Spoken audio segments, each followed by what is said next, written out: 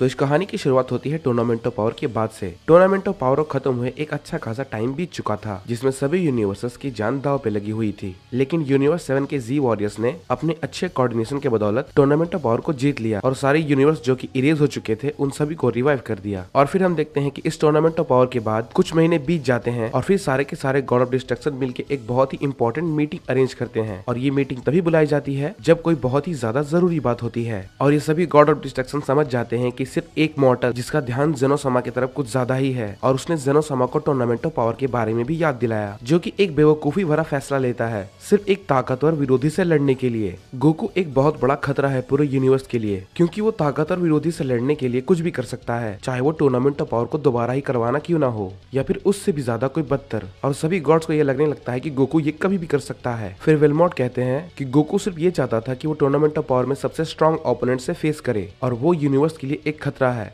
और हम सभी जानते हैं कि वो जेनोसामा के साथ कितना ज्यादा फ्रेंडली है। भले ही कोई बेवकूफी भरा आइडिया हो या ना हो, लेकिन जेनोसामा उसकी बात जरूर सुनते हैं। तभी दूसरी गॉड ऑफ डिस्ट्रक्शन कहती है, तुम्हारे कहने का मतलब क्या है वेलमॉर्ट? क्या तुम चाहते हो कि हम उसे खत्म कर दें? हम ऐसा बिल्कुल नहीं कर सकते हैं, क्योंकि अगर अचानक जेनोसामा या फिर ग्रैंड प्रीस्ट ने उसकी की फील करना बंद कर दी तो हो सकता है उन्हें हम सब पे शक हो जाए। फिर वेलमॉर्ट कहता है, मुझे नहीं लगता ऐसा कुछ करने की जरूरत है। हम चाहे तो उसे एक डायमेंशन प्लेस पे बंद कर सकते हैं, जहाँ से वो कभी भी वापस नहीं आ पाएगा। ये सारी बात सुनकर लॉर्ड बीरस बहुत ही ज्यादा हैरान हो जाते हैं, क्योंकि एक टाइम पे बीरस ने गोकू को बहुत ज्यादा सपोर्ट किया था, लेकिन बाकी गॉड ऑफ डिस्ट्रक्शन जो कुछ भी कह रहे थे वो भी बिल्कुल सच था। बीरस भी ये बात समझ जाते हैं कि गोकू बहुत बड़ा खतरा है सारे यूनिवर्स के लिए। इसीलिए लॉर्ड बीरस अर्थ के टाइम चेंबर के बारे में सभी को बताते हैं, और उसमें आने जाने के लिए सिर्फ एक ही रास्ता होता है। तो उसे ट्रेनिंग के नाम पे वहीं पे ले जाया जा सकता है, और फिर वहीं पे ले जाके उसे बंद कर दिया जाए, ताकि वो वहां से कभी भी बाहर ना आ पाए। सारे के सारे गॉड ऑफ डिस्ट्रक्शन फिर बीरस की इस बात से राजी हो जाते हैं, और वो इस काम की जिम्मेदारी बीरस को देते हैं। और फिर हम देखते हैं कि कुछ समय के बाद बीरस अर्थ पे जाते हैं, और अर्थ पे जाने के बाद वो सबसे पहले वेजिटा से मिलते हैं, और वो वेजिटा को एक सुनसान सी जगह पे ले जाते हैं ताकि उनकी बातें कोई भी सुन ना ले। वहाँ पे पहुँचने के बाद लॉर्ड बीरस वेजिटा से कहते हैं कि वेजिटा, मैं जो भी कुछ कहूंगा तुम्हें वो करना होगा। तुम्हें समझना पड़ेगा कि गोकू सारे यूनिवर्स के लिए बहुत ही बड़ा खतरा बन सकता है, इसलिए हमें उसे छुटकारा पाना होगा। वेजिटा ये बात सुनकर बहुत ही ज्यादा हैरान हो जाता है, और वो लॉर्ड बीरस से कहता है, हे लॉर्ड बीरस, रुक जाइए, आप ये क्या कह रहे हैं? आपने तो उसे बहुत ज्यादा सपोर्ट किया है, फिर आप ये कैसे कह सकते हैं? लॉर्ड बीरस कहते हैं, वेजिटा, ये किसी अप्रिशिएट या फिर किसी सपोर्ट से बहुत ज्यादा ऊपर है। यहाँ पर पूरे यूनिवर्स को लेके बात हो रही है, तो मैं कोई भी रिस्क नहीं लेना चाहता। फिर लॉर्ड बीरस वेजिटा से कहते हैं, मैं बस इतना चाहता हूँ कि तुम गोकू को टाइम चेंबर में ले जाओ और उसके डोर को बाहर से डिस्ट्रॉय कर दो, ताकि वो वहीं पे हमेशा के लिए बंद हो जाए और कभी भी बाहर ना आ पाए। ऐसा करने से हम काफी सारे प्रॉब्लम से फ्यूचर में बच सकते हैं। इसके बाद वेजिटा लॉर्ड बीरस से कहता है, ये आप क्या कह रहे हैं लॉर्ड बीरस? मैं कैकारोट के साथ ऐसा बिल्कुल भी नहीं कर सकता। फिर लॉर्ड बीरस वेजिटा से कहते हैं, मुझे पता था वेजिटा कि तुम यही कहोगे। अगर तुमने ये नहीं किया तो मैं तुम्हारी फैमिली के साथ इस पूरे प्लेनेट को ही खत्म कर दूंगा। फिर वेजिटा कहता है, रुक जाइए लॉर्ड बीरस, आप मेरे साथ ऐसा क्यों कर रहे हैं? ठीक है, मैं कैकारोट के साथ ऐसा करने के लिए तैयार हूँ। अगर आप इस प्लेनेट को और मेरी फैमिली को छोड़ दे तो मैं भी इस बात को समझता हूँ कि आपने जो भी कुछ कैकारोट के बारे में कहा वो सब सही है। मैं पूरी कोशिश करूंगा उसे टाइम चेंबर में बंद करने की। इसके बाद बीरस अपने प्लेनेट पे वापस चला जाता है, और हम देखते हैं कि वेजिटा ये सारी बातें बुल्मा और बाकी सभी को बता देता है, सिवाय चीची, गोटेन और गोहान को छोड़ के। और फिर हम देखते हैं कि शुरू में गोकू को कोई भी टाइम चेंबर में बंद करने के लिए राजी नहीं होता है, लेकिन धीरे धीरे ये बातें सभी लोग समझ जाते हैं। या तो गोकू को टाइम चेंबर में लॉक कर दो या फिर पूरे प्लेनेट को खो दो। ये बात सभी को समझ में आ जाती है कि गोकू से ज्यादा इस प्लेनेट की इंपॉर्टेंस है। सभी के मानने के बाद वेजिटा फिर गोकू के पास जाता है और उसे टाइम चेंबर में ट्रेनिंग करने के लिए बुलाता है, लेकिन गोकू ने पहले से ही बहुत ज्यादा ट्रेनिंग कर ली थी। इसीलिए वो वेजिटा से कहता है कि मुझे और भी ज्यादा ट्रेनिंग करने की जरूरत नहीं है, मैं पहले से ही बहुत ज्यादा थका हुआ हूँ। इसके बाद वेजिटा गोकू से कहता है कि तुमने अपने मास्टर अल्ट्रा इंस्टिंक्ट को अभी तक पूरी तरीके से कंट्रोल नहीं किया है, तो तुम्हें और ज्यादा ट्रेनिंग की जरूरत है, और भविष्य में कभी भी जिरेन से ज्यादा ताकतवर ओपोनेंट आ सकते हैं, तो हमें इसके लिए तैयार रहना पड़ेगा। ये सारी बातें सुनकर गोकू उसके साथ जाने के लिए तैयार हो जाता है। इसके बाद हम देखते हैं कि दोनों को दोनों ट्रेनिंग करने के लिए टाइम चेंबर के अंदर चले जाते हैं, जैसा कि वेजिटा ने गोकू से कहा था। टाइम चेंबर में कुछ महीने गुजरने के बाद वेजिटा गोकू से कहता है कि मैं कुछ समय के लिए बाहर जा रहा हूँ, लेकिन कुछ देर में मैं वापस भी आ जाऊंगा। फिर गोकू वेजिटा से कहता है, ठीक है तुम जाओ, मैं तुम्हारा इंतजार करूंगा। और वेजिटा के आने के बाद फिर से वो दोनों ट्रेनिंग शुरू करेंगे। और ये बात हम सभी जानते हैं कि वेजिटा ने जो भी कुछ गोकू से कहा वो सारी बातें झूठ होती है, ताकि वो गोकू को टाइम चेंबर के अंदर लॉक कर सके। टाइम चेंबर के बाहर आने के बाद वेजिटा एक एनर्जी ब्लास्ट से टाइम चेंबर को डिस्ट्रॉय कर देता है, ताकि गोकू अब कभी भी वहां से बाहर ना सके। और हम देखते हैं गोकू को इस बात की कोई भनक भी नहीं लगती, क्योंकि वो दरवाजे से बहुत ही ज्यादा दूर में ट्रेनिंग कर रहा था। कुछ समय के बाद गोकू का इस बात पे ध्यान जाता है कि वेजिटा को लौटने में काफी ज्यादा वक्त लग रहा है, लेकिन फिर वो इस बात को इग्नोर करके और ज्यादा ट्रेनिंग करने लगता है। फिर कुछ और समय बीत जाते हैं, लेकिन तब गोकू को यह एहसास होता है कि बहुत ही ज्यादा टाइम बीत चुका है, तो मुझे अब बाहर जाना चाहिए। इसके बाद फिर गोकू वहां से बाहर जाने का डिसाइड करता है, ताकि वो बाहर जाकर वेजिटा को ढूंढ सके।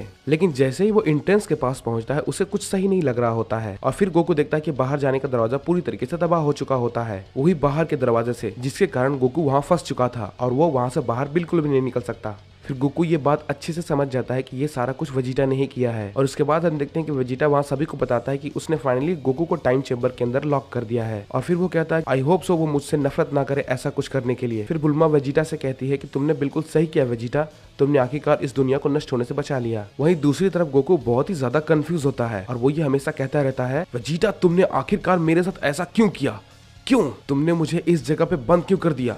इसका मतलब यही है कि तुमने मुझसे जो भी कुछ कहा था सारी बातें झूठ थी। मैं वादा करता हूँ वेजिटा, मैं तुमसे अपना बदला लेकर रहूंगा, चाहे मुझे कुछ भी क्यों ना करना पड़ जाए। लेकिन गोकू ये समझ नहीं पा रहा था कि आखिर वेजिटा ने उसके साथ ऐसा क्यों किया, और गोकू इस बात से वेजिटा पे बहुत ही ज्यादा गुस्सा होता है, और गोकू कहता है वेजिटा तुमने आखिर मेरे साथ ऐसा क्यों किया, आखिर क्यों। लेकिन फिर गोकू मन ही मन ये सोचता है शायद मुझे नहीं लगता कि वेजिटा ने ये अपनी मर्जी से किया होगा, जरूर इसके पीछे कोई दूसरी वजह होगी, या फिर शायद उस पर किसी ने दबाव डाला होगा, क्योंकि वेजिटा ऐसा कभी नहीं कर सकता। लेकिन मुझे अब किसी की परवाह नहीं, इन सभी चीजों के लिए वो सभी लोग पछताने वाले हैं। बस एक बार मैं इस जगह से बाहर निकल जाऊं। मैंने उन सब के लिए क्या कुछ नहीं किया, मैंने उन सभी के लिए कई बार अपनी जान दांव पर लगाई है, मैंने हमेशा उन सब की सुरक्षा की है, लेकिन इन सब का परिणाम उन लोगों ने मुझे इस तरीके से दिया। मेरे साथ ऐसा करने का उन सब में से किसी के पास भी कोई हक नहीं है। जब मैं यहाँ से बाहर निकलूंगा तब मैं उन सब में से किसी को भी नहीं छोड़ूंगा, वो सभी लोग बहुत पछताएंगे उन सब ने मेरे साथ ऐसा किया। और फिर हम देखते हैं कि कई महीने गुजर जाते हैं और गोकू ने अपने अल्ट्रा इंस्टिंक्ट को मास्टर करना शुरू कर दिया था। और फिर हम देखते हैं काफी दिन बीत जाते हैं और गोकू के पास फूड सप्लाई अब खत्म हो रहे थे। गोकू के पास बस अब 2 दिन का ही खाना बचा हुआ था। गोकू ये बात समझ जाता है कि उसे वहाँ से किसी तरीके से निकलना होगा,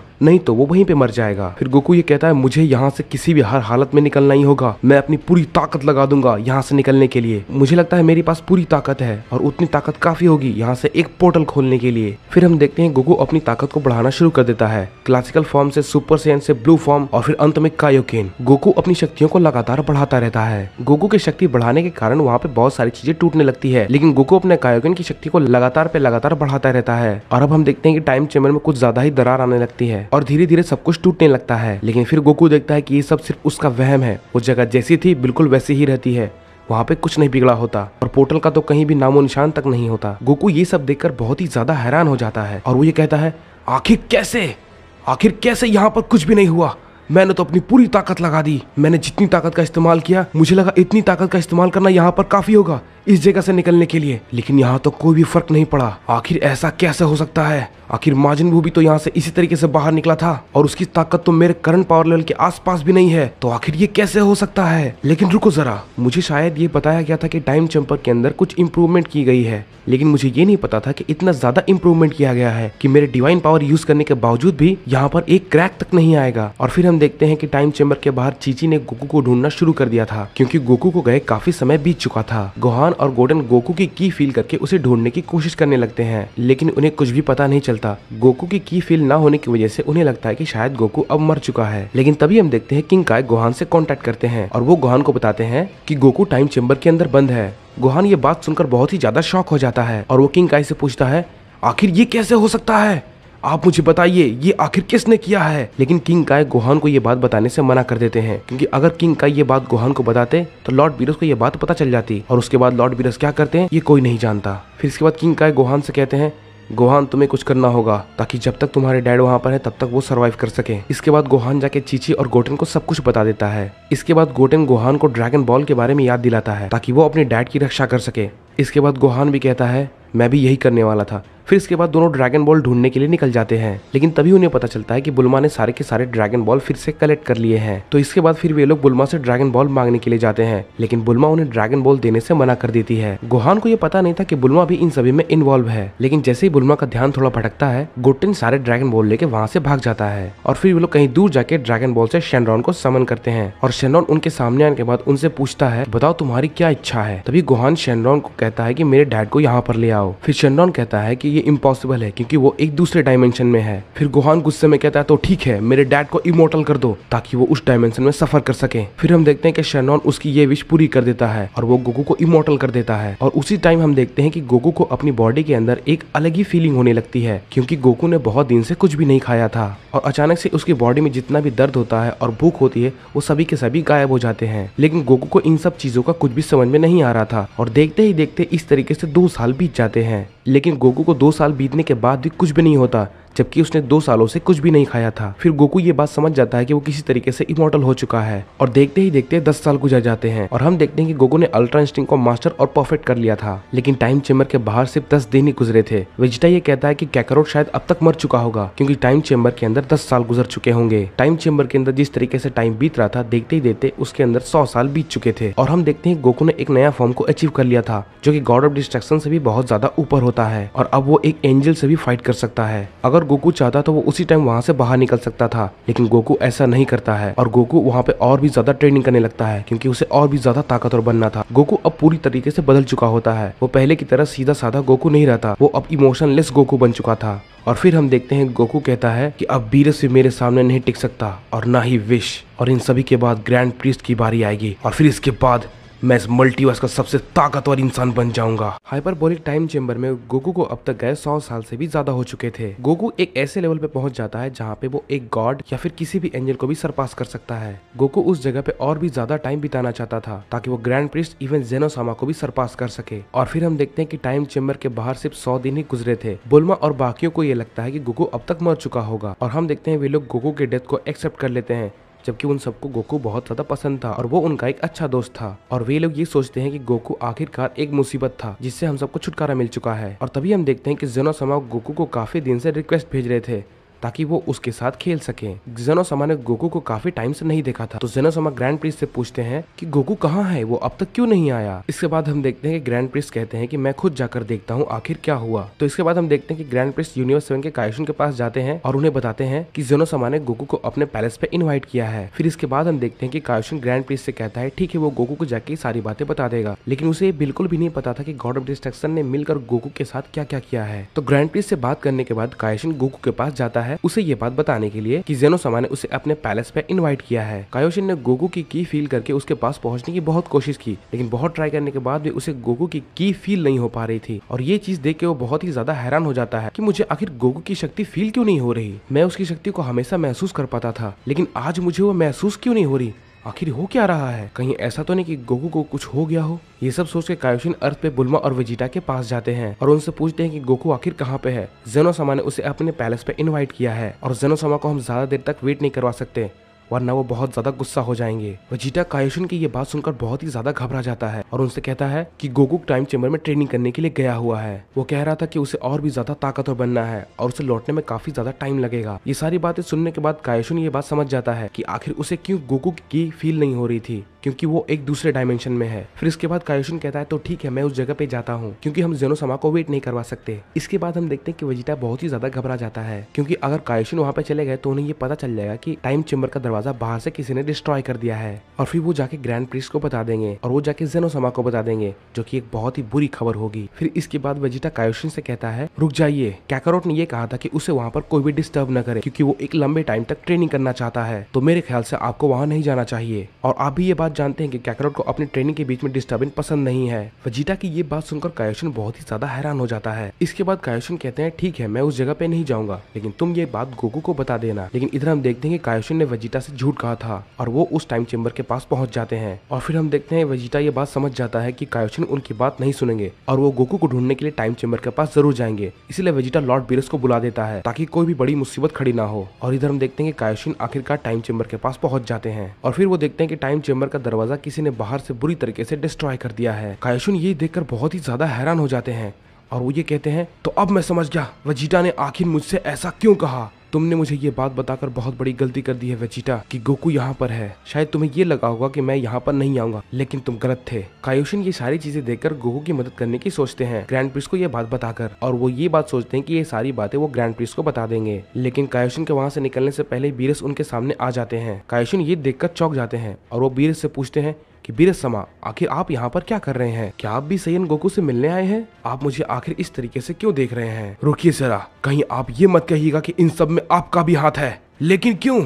आपने ऐसा क्यों किया? फिर इसके बाद बीरस कहते हैं तुम बिल्कुल सही सोच रहे हो। मैं तुम्हें यहाँ पर रोकने आया हूँ ताकि तुम इसके बारे में किसी को भी कुछ भी न बता सको। अगर तुमने ये बात किसी को भी बताई तो तुम बहुत पछताओगे। फिर इसके बाद बीरस कायोशिन से कहते हैं मैं तुम्हें मार तो नहीं सकता क्योंकि तुम्हारी जिंदगी मुझसे जुड़ी हुई है, लेकिन मैं तुम्हारी हालत मौत से भी बदतर कर दूंगा। इसलिए बेहतर यही होगा तुम अपना मुंह बंद रखो और तुम्हें किसी को भी कुछ भी बताने की जरूरत नहीं है। तुम जेनोसमा के पास जाओगे और उनसे ये कहोगे कि गोकू अभी अपनी ट्रेनिंग कर रहा है और वो बहुत जल्द उनसे आके मिलेगा। समझ गए तुम? कायोशिन के पास और कोई भी रास्ता नहीं होता, इसलिए वो ग्रैंड प्रिंस के पास जाते हैं और उन्हें बताते हैं कि गोकू अभी अपनी ट्रेनिंग कर रहा है और वो बहुत जल्द अपनी ट्रेनिंग खत्म करके जेनोसमा से मिलने आएगा। ग्रैंड प्रिंस ये सारी बातें जेनोसमा को बताते हैं और इसके बाद हम देखते हैं यूनिवर्स 7 के कायोशिन अपने यूनिवर्स में वापस लौट जाते हैं। फिर इसके बाद हम देखते हैं कि जेनोसमा ये कहते हैं चलो अच्छा है, मुझे वक्त रहते पता चल गया, वरना मैं बहुत कुछ करने वाला था। और फिर हम देखते हैं हमें टाइम चेंबर का सीन दिखाया जाता है जहाँ पर गोकू अपनी ट्रेनिंग जारी रखता है और अब तक 1000 साल बीत चुके थे और हम देखते हैं गोकू ने एक ऐसा लेवल अचीव कर लिया होता है जो कि ग्रैंड प्रिंस इनफैक्ट जेनोसमा से भी काफी ऊपर होता है और अब गोकू की ताकत का कोई भी अंदाजा तक नहीं लगा सकता कि वो कितना ताकतवर बन चुका है। अब गोकू पहले की तरह बिल्कुल भी नहीं रहा और अब हम देखते हैं कि गोकू के पास इतना पावर होता है कि वो किसी भी बीइंग को पूरी तरीके से मिटा सकता है। उसने कई ऐसे सीक्रेट टेक्निक में महारत हासिल की है जो कि सिर्फ वही जानता है। और फिर हम देखते हैं गोकू ये कहता है अब मेरी ताकत किसी भी बीइंग से सुपीरियर है। उन्होंने जो कुछ भी किया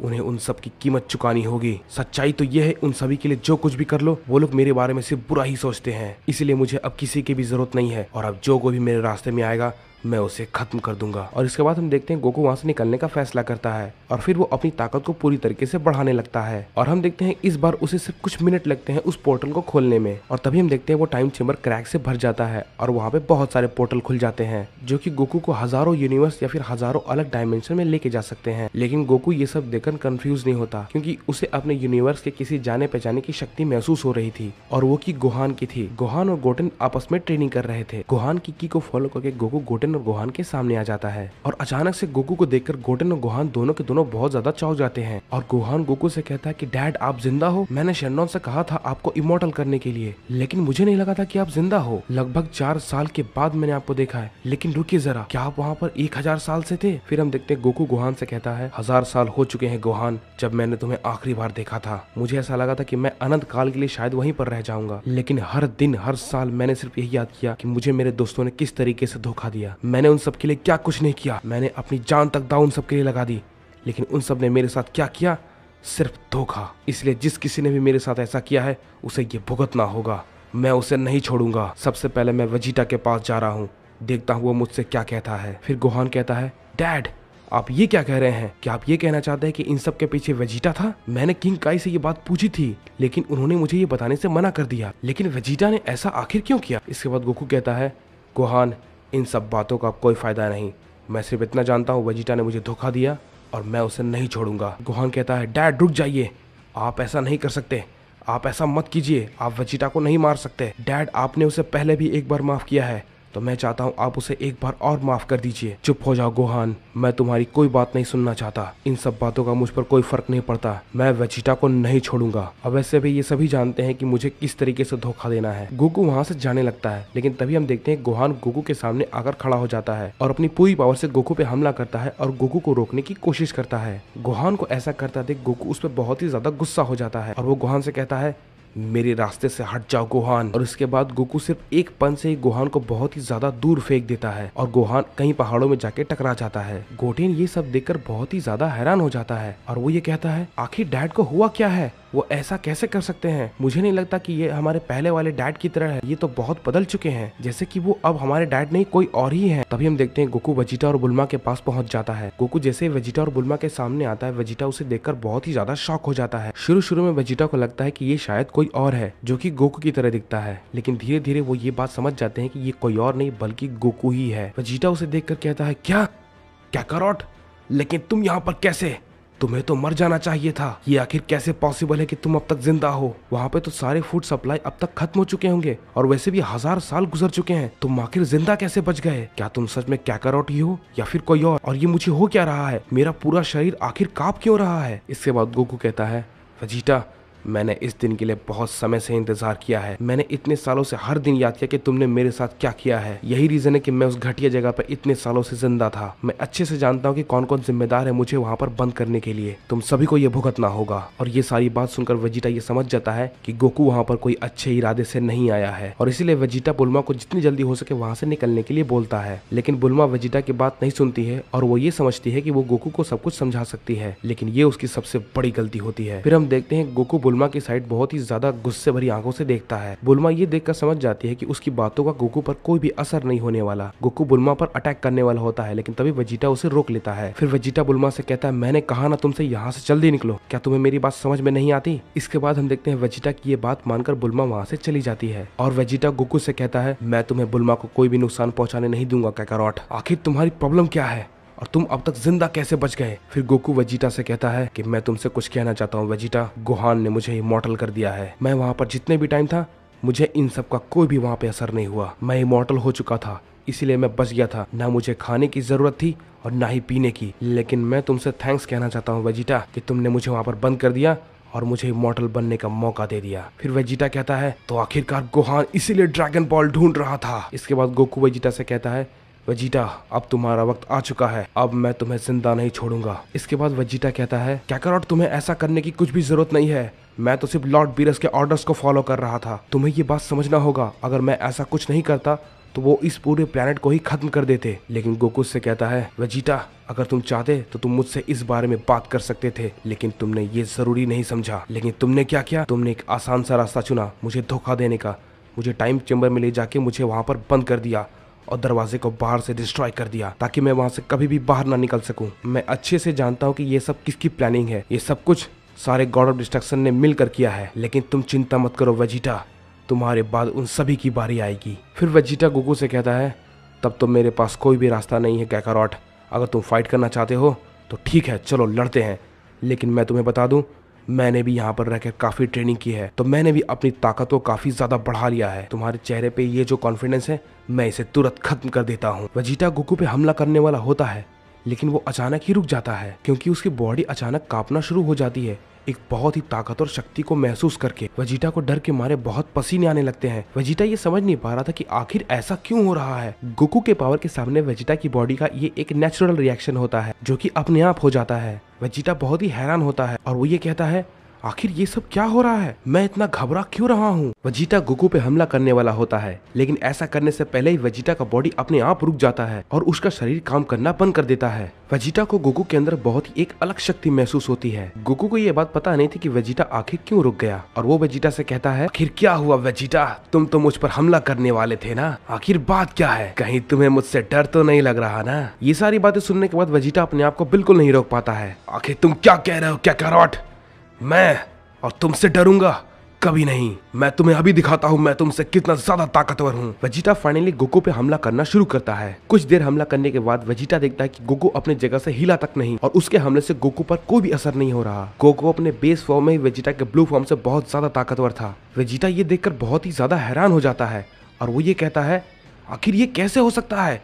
ये अपनी बेस फॉर्म में इतना ज्यादा ताकतवर कैसे हो सकता है? वहीं हम देखते हैं गोकू 1 सेकंड से कम समय में भी वेजिटा पे एक पंच मारता है और वेजिटा बहुत ही दूर जाकर कहीं पहाड़ों में टकरा के नीचे गिर जाता है। वेजिटा कहता है, नहीं, ये कैसे हो सकता है?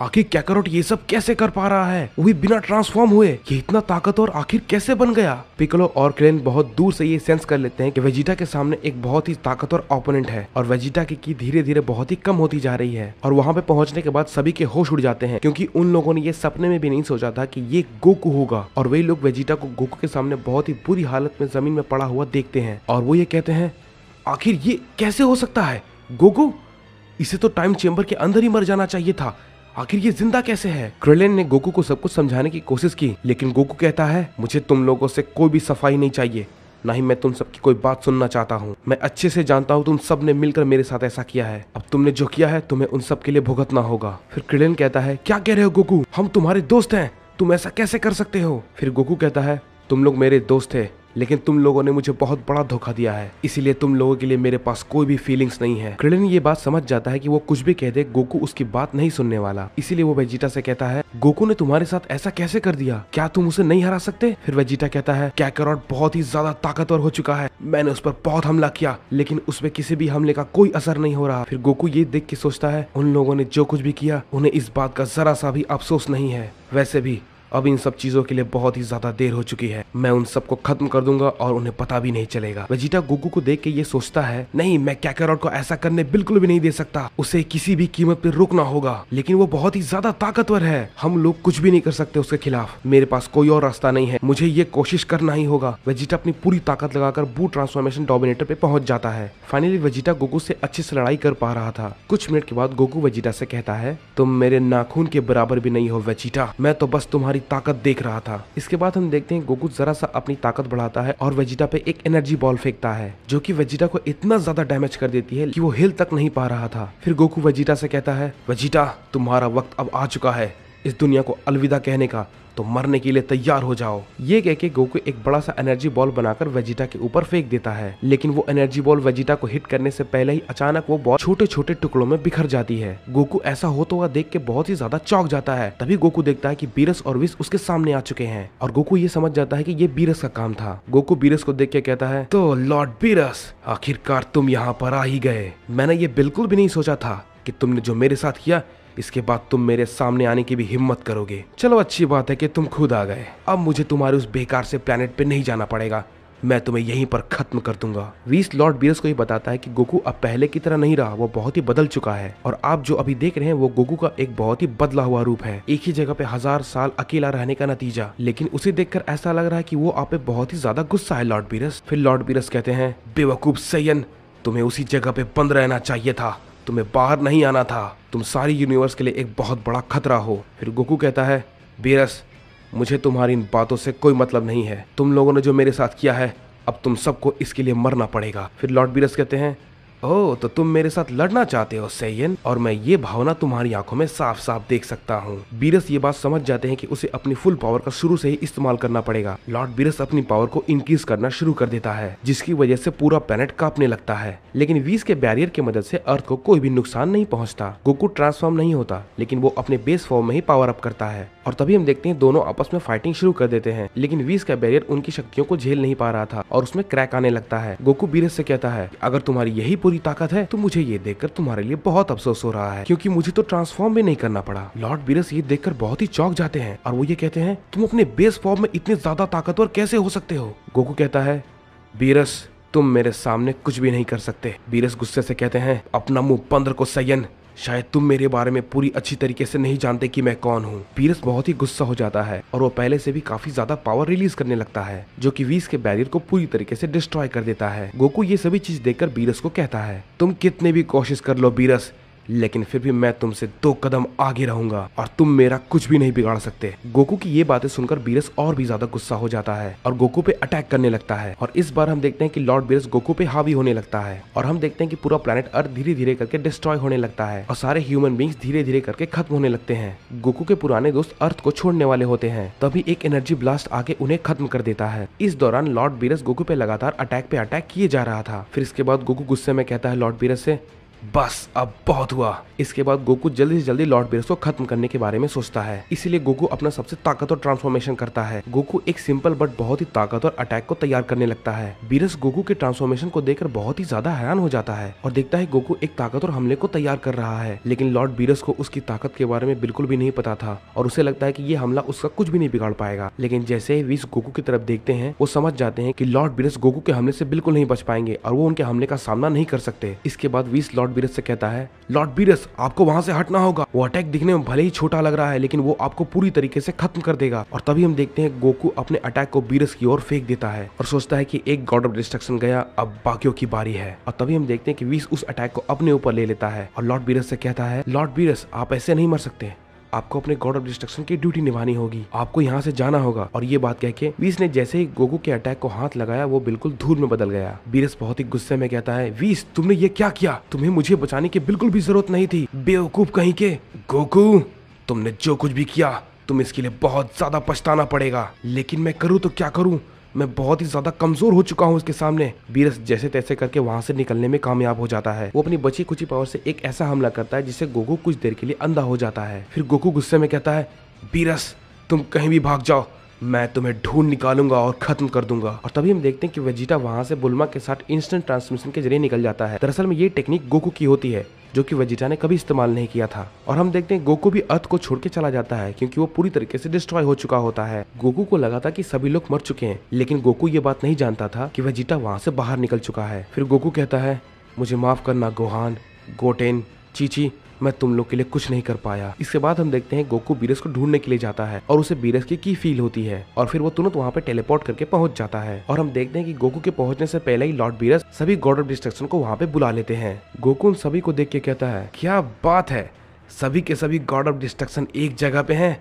तब तो बहुत ही अच्छी बात है, मैं एक साथ तुम सबको खत्म कर दूंगा। चलो ये तो बहुत अच्छी बात हो गई, अब मुझे एक एक करके तुम सभी को ढूंढना नहीं पड़ेगा। और बीरस तो तुम यहाँ हो, डरपोक की तरह वहां पर बिना लड़े मुझसे भाग आए। इस पे वेलमोर्ड कहता है, क्या कभी ने ऐसा सोचा था कि एक गॉड ऑफ डिस्ट्रक्शन जो एक तबाही का देवता होता है वो एक मॉर्टल से डर के भाग सकता है। फिर वेलमोर्ड कहता है, मुझे ऐसा लग रहा है कि तुम पहले से काफी ज्यादा ताकतवर हो गए हो, तुमने बीरस की ऐसी हालत कर दी, हमें तुम्हें खत्म करना होगा, चाहे हमें जेनोसामा से सब कुछ सच सच क्यों ना बताना पड़े। गॉड ऑफ डिस्ट्रक्शन से उलझना तुम्हें बहुत ही महंगा पड़ेगा मॉर्टल। फिर गोकू कहता है, आखिर तुम किस बारे में बात कर रहे हो, अगर तुम्हें वाकई में लगता है कि तुम मुझे हरा सकते हो तो ये तुम्हारी सबसे बड़ी भूल है। अगर तुम सभी मिलकर एक साथ मुझ पर हमला करोगे फिर भी मुझ पर कोई फर्क नहीं पड़ने वाला। तुम लोग मेरी शक्ति के सामने कुछ भी नहीं हो, यहाँ तक कि तुम जिससे सबसे ज्यादा डरते हो जेनोसामा, मैं उससे भी कहीं ज्यादा ताकतवर बन चुका हूँ। मुझे उसके खिलाफ कोई भी प्रॉब्लम नहीं है, लेकिन अगर वो बीच में आया तो मैं उसे भी खत्म कर दूंगा। तभी वो लोग कहते हैं, आखिर तुम्हारी हिम्मत कैसे हुई जेनोसामा के बारे में ये सब कहने की, क्या कहा तुमने, क्या तुम जेनोसामा से भी बहुत ऊपर हो, पागलों की तरह बात मत करो। फिर गोकू कहता है, मुझे इन सब बातों से कोई भी फर्क नहीं पड़ता, तुम लोग क्या सोचते हो, क्योंकि अंत में तुम सबको तो मरना ही पड़ेगा। बीरस की हालत बहुत ही ज्यादा खराब हो चुकी थी गोकू को फेस करके, और बीरस कहता है, तुम लोग गोकू को नजरअंदाज मत करो, हो सकता है वो सच कह रहा हो सकता है वो जेनोसामा से भी ज्यादा पावरफुल हो, उसने आखिरकार वीस को मार दिया है। बीरस की बातें सुनकर सारे के सारे गॉड ऑफ डिस्ट्रक्शन बहुत ही ज्यादा हैरान हो जाते हैं कि आखिर एक मॉर्टल कैसे एक एंजल को मार सकता है। ये सारी बातें सुनने के बाद सारे गॉड ऑफ डिस्ट्रक्शन गोकू को लेकर बहुत ही ज्यादा सीरियस हो जाते हैं। फिर गोकू कहता है, हाँ तुम लोगों ने बिल्कुल सही सुना, मैंने उस एंजल को मार दिया है, लेकिन वो हमला उसके लिए नहीं था, एक बेवकूफी भरा फैसला लिया उसने, उस जैसे किसी को बचा के जो कि वैसे भी मरने वाला है। सारे गॉड ऑफ डिस्ट्रक्शन कहते हैं, तब तो ये एक और भी बड़ा रीजन है तुम्हें खत्म करने के लिए, लेकिन आखिर कैसे, एक मॉर्टल आखिर एक एंजल को कैसे खत्म कर सकता है। ये बात कहकर सारे गॉड ऑफ डिस्ट्रक्शन अपनी ताकत को बहुत ज्यादा बढ़ा लेते हैं और गोकू पे हमला करने के लिए जाते हैं। गोकू बिना किसी स्ट्रगल के मास्टर अल्ट्रा इंस्टिंक्ट पे पहुंच जाता है और इस मास्टर अल्ट्रा इंस्टिंक्ट का पावर ग्रैंड प्रीस्ट के पावर से भी ज्यादा था। गोकू के इस ट्रांसफॉर्मेशन को देख के सारे गॉड ऑफ डिस्ट्रक्शन वहीं पे रुक जाते हैं और वो लोग ये देखते हैं कि गोकू ने कैसे बिना एफर्ट लगाए मास्टर अल्ट्रा इंस्टिंक्ट पे पहुंच गया। लेकिन शायद उन्हें ये पता नहीं था कि इस मास्टर अल्ट्रा इंस्टिंक्ट का पावर जो उन्होंने टूर्नामेंट ऑफ पावर में देखा था उससे कई गुना ज्यादा था। इसीलिए वो सभी लोग चारों तरफ से गोकू पे हमला करने लगते हैं, लेकिन इसका कोई भी फायदा नहीं होता और गोकू फिर उनसे कहता है, मैंने कहा था तुम सब मेरे सामने कुछ भी नहीं हो, मेरा ब्लू ट्रांसफॉर्मेशन ही तुम सबके लिए काफी था, लेकिन मैं तुम्हारी इंसल्ट नहीं करना चाहता था, इसलिए मैं अपने ये फॉर्म में आ गया।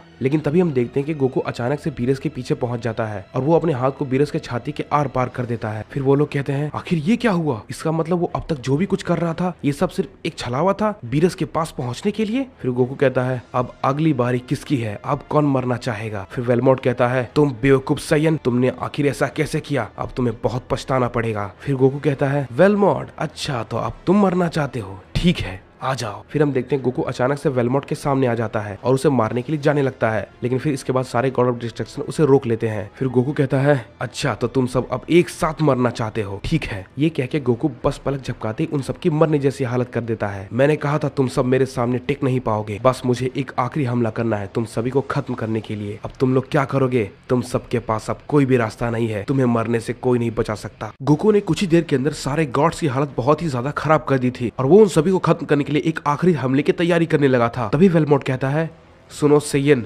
तुम हमें इतनी आसानी से नहीं हरा सकते और तुम्हारी ये बात समझ में नहीं आएगी कि हमने जो कुछ भी किया था इस पूरे यूनिवर्स के भले के लिए किया था। अगर तुम्हारी जेनोसामा से फ्रेंडशिप ना होती तो हम तुम्हें उसी दिन ही खत्म कर देते। फिर गोकू कहता है, ओह अच्छा तो तुम ऐसा कुछ करना चाहते थे, लेकिन अब इसके लिए बहुत ही ज्यादा देर हो चुकी है और अब तुम सबकी जिंदगी मेरे हाथ में है जिसे मैं खत्म कर दूंगा और इसका फैसला मैं करूंगा कि तुम्हें मारना है या फिर तुम्हें जिंदा छोड़ना है, और मैं तुम्हें बता दूं कि मेरा तुम्हें जिंदा छोड़ने का कोई भी इरादा नहीं है। फिर वेलमोट कहता है मरने की बारी तो तुम्हारी है, क्योंकि यहाँ पे सिर्फ तुम मरोगे, हम नहीं। और फिर हम देखते हैं कि वेलमोट गोकू के पीछे से गोकू पे अटैक करता है, लेकिन गोकू उसे बहुत ही आसानी से डॉज कर लेता है। और फिर हम देखते हैं गोकू वेलमोट पे एक हमला करता है। गोकू वेलमोट के सर को पकड़कर उसे जमीन पे पटक देता है। वेलमोट बहुत ही ज्यादा गुस्सा हो जाता है, लेकिन अचानक वेलमोट को अपनी छाती में दर्द होने लगता है, क्योंकि गोकू ने अपने हाथ से उसकी छाती को आर पार कर दिया था। वेलमोट खून से लथपथ होकर जमीन पर गिर जाता है, लेकिन ये बात गोकू को शायद पता नहीं थी कि वेलमोट जिस प्रजाति से है उनके 3 हार्ट्स होते हैं। फिर गोकू कहता है तो लगता है शायद इतना काफी नहीं था तुम्हें खत्म करने के लिए, तुम बीरस से भी ज्यादा जिद्दी हो। ये बात कह के गोकू उस पे अपना अटैक करता है। फिर उनमें से एक गॉड कहता है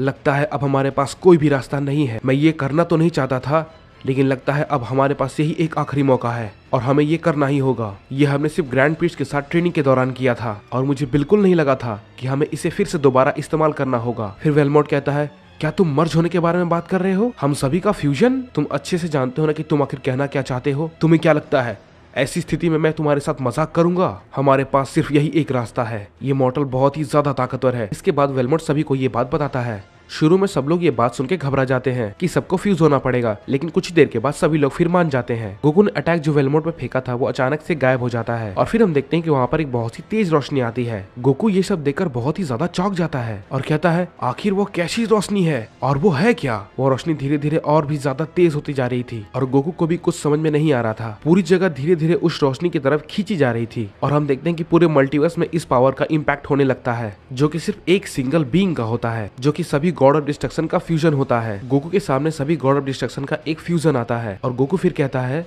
आखिर तुम हो कौन और तुमने मेरे हमले का सामना कैसे किया? इसके बाद वो कहता है तुम बिल्कुल सही कह रहे हो सैयन, हम इसे बिल्कुल भी इस्तेमाल नहीं करना चाहते थे, लेकिन तुमने हमें इसके लिए मजबूर कर दिया। तुम हमें इतनी आसानी से नहीं मार सकते, लेकिन अब हम सब लोग जब फ्यूज हो चुके हैं तो तुम हमें अब नहीं मार सकते। कहीं से भी कोई मॉर्टल आता है और सारे गॉड ऑफ डिस्ट्रक्शन की हालत खराब कर देता है, ये कहीं से भी एक्सेप्टेबल नहीं है। गोकू ये बात सुन के कहता है ओ अच्छा तो ये बात है, चलो मुझे लगता है ये अब थोड़ा मजेदार होने वाला है। मैंने तुम पर अटैक किया था, चलो देखते हैं तुम में कितना दम है। तुम अपना हमला मुझ पर करो, मैं तुम्हें एक मौका देता हूँ। चलो तुम अपना सबसे ताकतवर हमला मुझ पर करो, देखता हूँ तुम क्या कर पाते हो। और मैं तुमसे वादा करता हूँ मैं बिल्कुल भी उससे बचने की कोशिश नहीं करूंगा। ये सैयन लगता है पागल हो गया है, ये अपनी मौत को खुद दावत देना चाहता है। और हमें लग रहा था कि ये पहले की तरह बेवकूफ नहीं है, लेकिन ये तो पहले से भी ज्यादा बेवकूफ निकला। शायद वो ये नहीं जानता कि ये अटैक उसे एक बार में ही खत्म कर देगा। फिर हम देखते हैं कि सारे के सारे गॉड ऑफ डिस्ट्रक्शन एक अटैक को तैयार करने लगते हैं, जिसे कि हम सोल टर्मिनेटर कहते हैं। वो लोग इस अटैक को गोकू पर फेंकते हैं और कहते हैं तुम्हारा खेल खत्म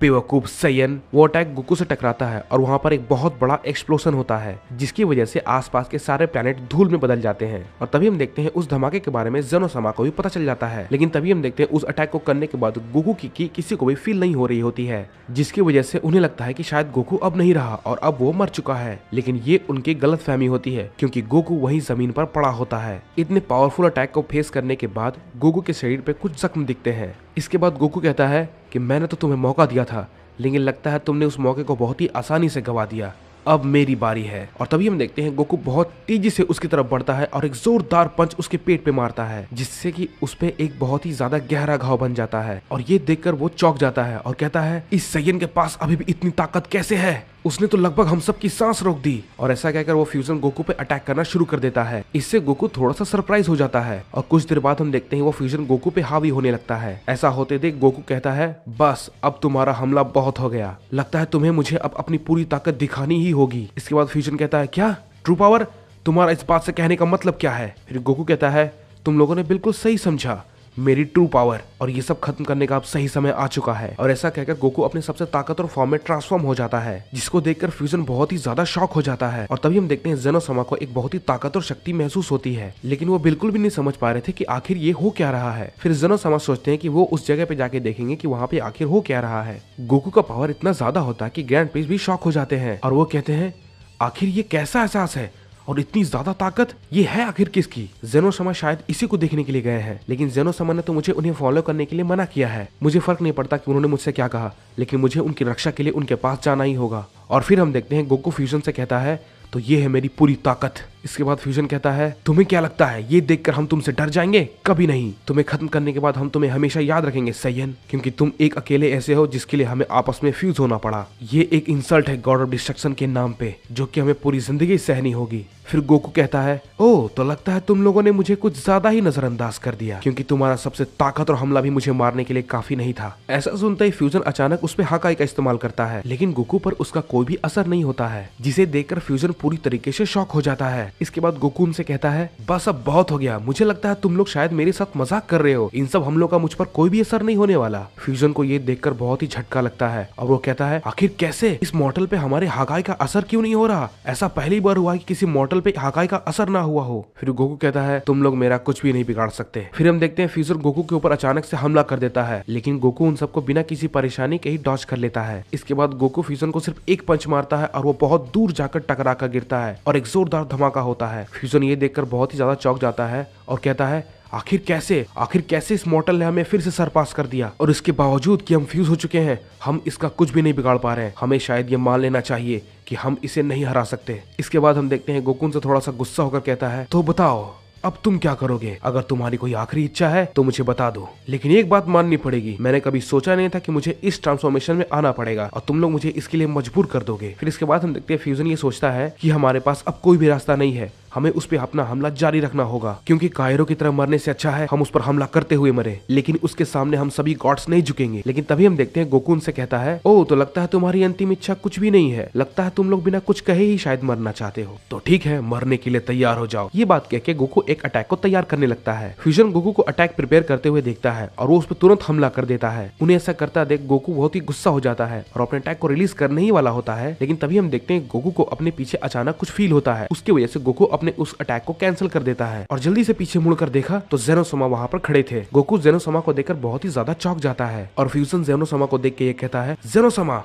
आखिर ये यहाँ पर क्या कर रहे हैं? फिर ज़ेनोसमा फ्यूजन को देख के कहते हैं, तो तुम सब इन सब के जिम्मेदार हो, तुम सब आखिरकार गॉड ऑफ डिस्ट्रक्शन हो, तुम ये कैसे कर सकते हो? कम से कम अपने पोजीशन के बारे में तो सोचा होता इस तरीके की हरकत करने से पहले। इसके बाद ज़ेनोसमा कहते हैं, ओह हेलो गोकू, तुम यहाँ पर आखिर क्या कर रहे हो और तुम मुझसे मिलने क्यों नहीं आए? फिर गोकू कहता है, मैं भी इसी बारे में कहने वाला था ज़ेनोसमा, मैं कुछ सालों पहले टाइम चेंबर में ट्रेनिंग के लिए गया हुआ था और इन लोगों ने मुझे वहाँ पर बंद कर दिया था, क्योंकि मैं और आप एक बहुत अच्छे दोस्त थे इसीलिए। फिर ज़ेनोसमा उन सबसे कहते हैं, ये आखिर क्या कह रहा है? मैंने तुम लोगों से कहा था इस सैयन से दूर रहो और इसे कोई कुछ भी नहीं करेगा, अब तुम लोगों को इसके लिए सजा मिलेगी। फिर गोकू कहता है, ज़ेनोसमा इसकी कोई भी जरूरत नहीं है, मैं अकेला ही काफी हूँ इन सबको खत्म करने के लिए। फिर ज़ेनोसमा कहते हैं, गोकू ये तुम क्या कह रहे हो? पनिशमेंट से मेरा मतलब इन सभी को मारना बिल्कुल भी नहीं है, क्योंकि उनके पोजीशन को होल्ड करने वाले सिर्फ यही लोग हैं, इनके अलावा और कोई नहीं उन्हें होल्ड कर सकता। इसीलिए तो मैंने इन्हें कभी भी खत्म नहीं किया, क्योंकि अगर मैं ऐसा करता तो इनके पोजीशन पर बैठाने लायक दूसरा कोई है ही नहीं। फिर गोकू कहता है, ज़ेनोसमा मुझे माफ कीजिएगा, लेकिन यही एक रास्ता है मेरे पास इन सबको सबक सिखाने का। फिर ज़ेनोसमा कहते हैं, गोकू माना कि मैं तुम्हारा दोस्त हूँ, लेकिन मैं इसके लिए तुम्हें बिल्कुल भी इजाजत नहीं दूंगा। फिर गोकू कहता है, ओह तो ऐसी बात है, तो लगता है शायद मुझे आपको ही मारना पड़ेगा। फिर ज़ेनोसमा कहते हैं, गोकू अगर तुम सच में ऐसा चाहते हो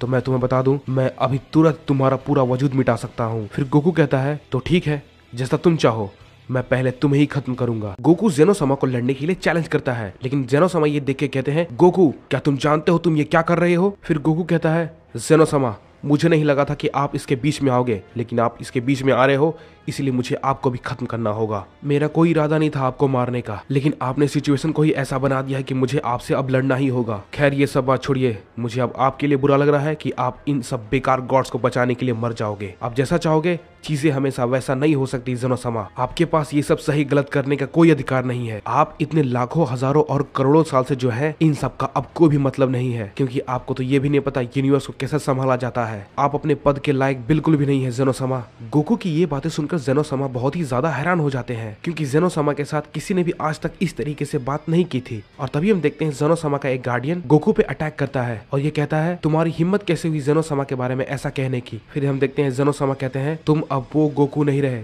जिसे मैं जानता था, तो अब तुम्हें खत्म करने में मुझे कोई भी फर्क नहीं पड़ने वाला। ऐसा कह के ज़ेनोसमा अपना हाथ ऊपर करके एक टेक्निक का इस्तेमाल करते हैं, जिस टेक्निक से टूर्नामेंट ऑफ पावर में ज़ेनोसमा ने यूनिवर्स को खत्म किया था, और इस बार इस टेक्निक का इस्तेमाल गोकू पर किया जाता है। इस टेक्निक को इस्तेमाल करने के बाद सभी सभी लोग एकदम शांत हो जाते हैं और वहाँ का माहौल बिल्कुल चुप सा हो जाता है। फिर जेनो समा कहते हैं मुझे चैलेंज करके उसने बहुत बड़ी गलती कर दी, अगर वो ये सब ना करता तो शायद मैं उसे जिंदा छोड़ देता। ये सब उसकी बेवकूफी की वजह से हुआ है। फ्यूजन ने ये सब देखकर जेनो समा को धन्यवाद कहा गोकू को खत्म करने के लिए, क्योंकि अगर जेनो समा वहाँ पे नहीं आते तो गोकू शायद फ्यूजन को खत्म कर देता। इसके बाद जेनो समा ये डिसाइड करते हैं कि वो गॉड को पनिशमेंट नहीं देंगे, क्योंकि उन लोगों ने उस सिचुएशन में जो भी कुछ किया था वो बिल्कुल सही था। इसके बाद हम देखते हैं फ्यूजन जेनो समा से ये रिक्वेस्ट करते हैं कि वो उन्हें अलग कर दे, क्योंकि वो खुद अपने आप से अलग नहीं हो पा रहा था। लेकिन जेनो समा के कुछ करने से पहले ही हम देखते हैं कि फ्यूजन की छाती को कोई चीर के रख देता है। सब लोग के चेहरे बिल्कुल डरे हुए और बहुत ही ज्यादा हैरान हो जाते हैं, क्योंकि जेनो समा के उस टेक्निक को इस्तेमाल करने के बावजूद भी गोकू जिंदा बच जाता है। फ्यूजन जमीन पर गिर जाता है और कहता है वो अभी भी जिंदा कैसे है? जेनो समा ने तो उसे हमारे सामने ही खत्म कर दिया था, वो जेनो समा के हमले से बच कैसे गया? और ऐसा कह के फ्यूजन धीरे धीरे धूल बनकर खत्म हो जाता है। जेनो समा बहुत शॉक होकर कहते हैं क्या? लेकिन क्यों? तुमने ऐसा क्यों किया? तुमने उन्हें खत्म क्यों कर दिया? तुम्हें ऐसा नहीं करना चाहिए था। और तुम जिंदा कैसे बच गए मेरे हमले से? इसके बाद हम देखते हैं गोकू कहता है इस तरीके के हमले मुझ पर कोई भी असर नहीं कर सकते, समझे जेनो समा? और अब हमला करने की बारी मेरी है। फिर जेनो समा कहते हैं अपना मुंह बंद रखो। फिर जेनो समा अपने गार्डियन से कहते हैं जाओ गार्डियंस उस पर हमला करो। अब ये बात सुनते ही दोनों गार्डियंस गोकू पर हमला करना शुरू कर देते हैं। दोनों के अटैक का कॉम्बिनेशन टाइमिंग एकदम परफेक्ट होता है, इसीलिए गोकू को शुरू में थोड़ी थोड़ी दिक्कत होने लगती है, लेकिन ये दिक्कत ज्यादा देर के लिए गोकू को नहीं होती। थोड़ी ही देर बाद गोकू उन दोनों को ही हरा देता है और उनसे कहता है जेनो समा आपके पास एक अच्छा मौका था मुझे मारने का, लेकिन आपने उसे बर्बाद कर दिया और अब हमला करने की बारी मेरी है। और ये बात कहने के बाद गोकू जेनो समा पे हमला करने के लिए जाता है, लेकिन तभी हम देखते हैं ग्रैंड प्रीस्ट वहाँ पर आ जाते हैं और वो गोकू का रास्ता रोक लेते हैं। ये सब देखकर जेनो समा कहते हैं ग्रैंड प्रीस्ट तुम यहाँ पर क्या कर रहे हो? मैंने तुम्हें मुझे फॉलो करने के लिए मना किया था ना? फिर ग्रैंड प्रीस्ट कहते हैं जेनो समा मुझे आपकी बहुत फिक्र हो रही थी, इसीलिए मैं आपके पीछे पीछे आ गया। और ये गोकू अब पहले वाले गोकू की तरह नहीं है, मुझे नहीं पता, लेकिन ये अब बहुत ही ज्यादा ताकतवर बन चुका है। लेकिन कैसे? इसके बाद हम देखते हैं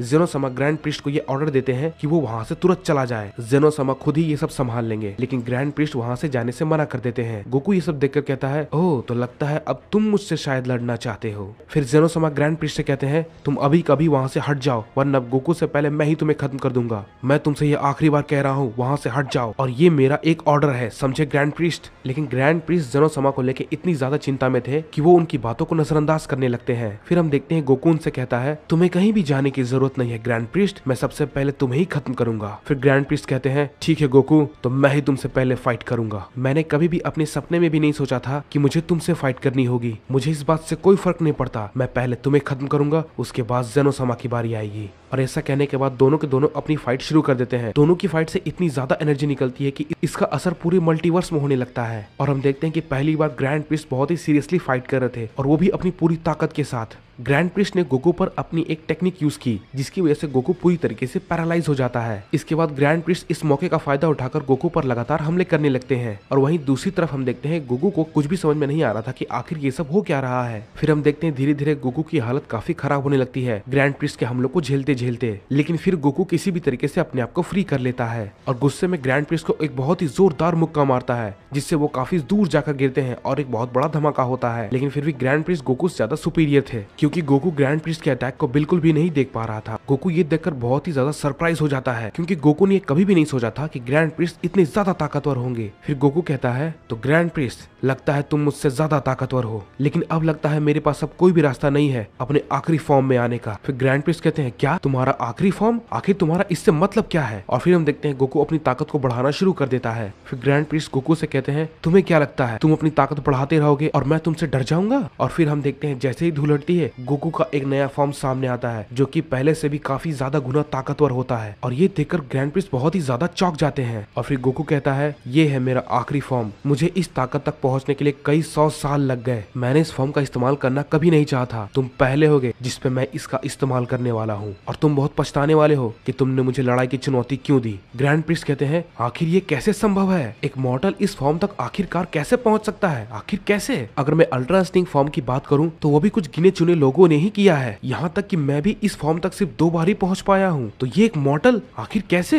फिर ग्रैंड प्रिस्ट कहते हैं सन गोकू, तुम सबके लिए एक बहुत बड़ा खतरा हो और तुम्हें मरना ही होगा। ऐसा कह के ग्रैंड प्रिस्ट गोकू पे फुल स्पीड में अटैक करने के लिए जाते हैं, लेकिन वो अपना कोई भी हमला गोकू पे नहीं कर पा रहे थे। गोकू उनके सारे हमलों को बहुत ही आसानी से डॉज कर जा रहा था। फिर गोकू कहता है कि चलो अब मान भी जाओ, मैं तुमसे कहीं ज्यादा ताकतवर हूँ ग्रैंड प्रिस्ट। तुमने कभी अपने सपने में भी नहीं सोचा होगा कि एक मॉर्टल तुमसे ज्यादा ताकतवर हो जाएगा। ग्रैंड प्रिस्ट, मैं तुम्हें एक मौका देता हूँ, तुम चाहो तो यहाँ से जिंदा बच के जा सकते हो, मैं तुम्हें कुछ भी नहीं करूंगा अगर तुम मुझे दोबारा परेशान नहीं करोगे तो। जेनो-sama ये सब काफी दूर से देख रहे थे और वो ग्रैंड प्रिस्ट से कहते हैं मैंने तुमसे कहा था कि तुम यहाँ से जल्द निकल जाओ, अगर तुम यहाँ से नहीं गए तो उससे पहले मैं ही तुम्हें खत्म कर दूंगा। गोकू जेनो-sama से कहता है तो जेनो-sama, तो अब ये आपको भी लगने लगा है कि आप भी मुझे खत्म कर सकते हैं। जेनो-sama गोकू से कहते हैं मुझे अपनी आधी पावर का भी यूज नहीं करना पड़ेगा तुम्हें खत्म करने के लिए। और ये बात क्या कि जेनो-sama अपने गार्डियंस के पास पहुंच जाते हैं और उनके साथ मर्ज हो जाते हैं और जेनो-sama अपने असली फॉर्म में आ जाते हैं। गोकू ये सब देख के कहता है तुम भी उन दोनों के साथ मर्ज हो गए? इसके बाद जेनो-sama कहते हैं हाँ बिल्कुल सही, और अब यही तुम्हारा अंत होगा सन गोकू। सो गाइस, ये थी पूरी की पूरी वीडियो। अगर वीडियो अच्छा लगा हो तो वीडियो को लाइक जरूर करना और चैनल को सब्सक्राइब करना बिल्कुल मत भूलना, क्योंकि वीडियो को बनाने में बहुत ज्यादा मेहनत लगी है